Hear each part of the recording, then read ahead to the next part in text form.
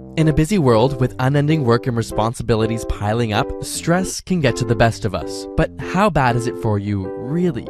Can stress actually kill you? From a biological perspective, stress makes perfect sense. If you're about to get chomped on by a bear, your stress hormones better kick your butt into gear. But it turns out that your mortgage, unemployment, and looming exam all trigger the same stress response in your body.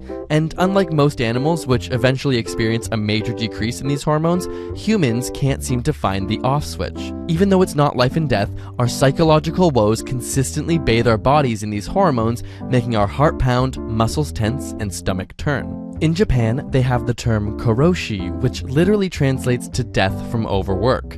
In what is now deemed an overworking epidemic, these individuals who are seemingly healthy and in their prime suddenly die.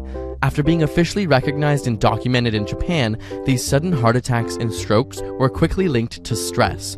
But how does stress cause this? Cortisol is one of the main stress hormones, which helps divert energy to where you need it and away from non-essential functions of the body. But with chronic stress exposure, problems arise. The immune system shuts down, inflammation is inhibited, white blood cells are reduced, and susceptibility to disease increases. Some evidence also suggests that prolonged stress may be involved in the development of cancer. When looking at the arteries of macaque monkeys, those under significant stress have more clogged arteries. This prevents blood from getting to the heart quickly during stress and can ultimately lead to heart attacks. The brain also takes a toll. When looking at mice exposed to stress, we see dramatically smaller brain cells with fewer branch extensions than normal mice. This is particularly prevalent in the areas associated with memory and learning, which may stir up some memories for you of those wonderful all-night study sessions. The acute stress and sleep deprivation can make it increasingly difficult to remember the things we want to. Perhaps the most telling story is in our DNA. We contain something called telomeres at the end of our chromosomes, which decrease in size with our age.